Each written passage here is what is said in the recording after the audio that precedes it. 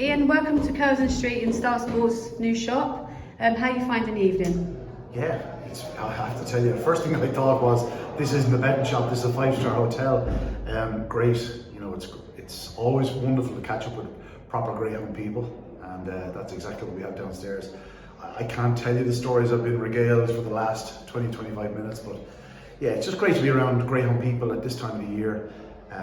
You know, be it in Ireland or England, the derby is the feature. It's the one thing that we can really sort of get behind and celebrate. And yeah, the next 6 weeks are going to be absolutely enthralling entertainment, and I'm really delighted to be here. You know, backing up and supporting the sponsors who are very active and do a great job.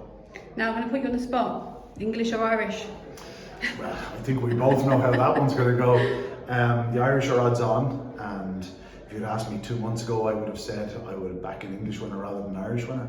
But the day that Graham Holland said he was coming with Swords Rex, he was always going to be my choice. But you know, the fact that Liam Dowling is now coming, and Paul Hennessy is a few, and you know, young Jack Kennelly, and who else, Damien Matthews, like there's a good team there. You know, I think the Irish will be hard enough to beat.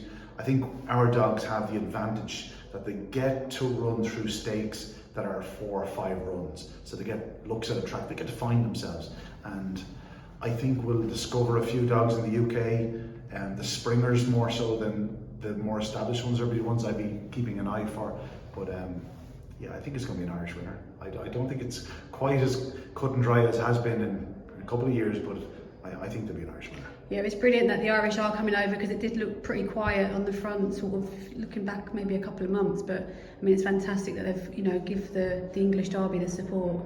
Absolutely, and we're talking about an Irish winner last year who was owned by an Englishman, trained by an Englishman, and bred in England. You know, if that happened again, we'd take it. You know, the fact of the matter is, Romeo Magico did all his racing in Ireland prior to coming here last year and winning at Toaster, and yeah, it was a memorable night, and I'm sure we'll have. So who are you with then? Come on, give us your best Irish and your best English. Swords Rex for me. Yeah. Certainly the best of the Irish. Although, you know, I wouldn't be surprised if the likes of Clonard Duke or Ballymacfin, or even going back down the prices, the John Joes of this world, or you know, Mustang Jet. I just wouldn't be surprised dogs like that, or even a Barefoot Supremo. It'd be no surprise to see him in the closing stages. And a mad price, McNeil is one that could qualify for a few rounds. Of the English, Mark Wallace was here tonight, and he mentioned Ballymac John, who I've liked. He's been thoroughly professional. He's shown liking for the place. Distant Podge is a nice dog. Obviously, from post to pillar, it's going to be very hard to keep out of the frame for the first few rounds. It's when things get really hot, and where you find yourself just in behind one dog, and it might only be a half length or 3 parts of a length into the corner, but on the outside or in between runners, that's where he'll be getting a bit sweaty. Don't get me wrong, he could easily trade at 6-4 by the quarter-final stages if he's taken off a couple of nights, and he could well do.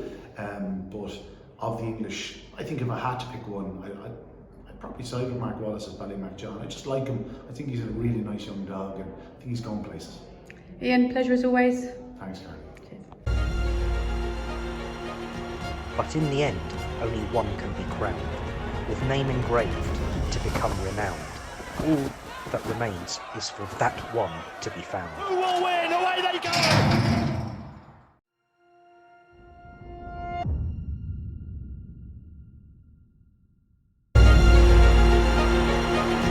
But in the end, only one can be crowned, with name engraved to become renowned.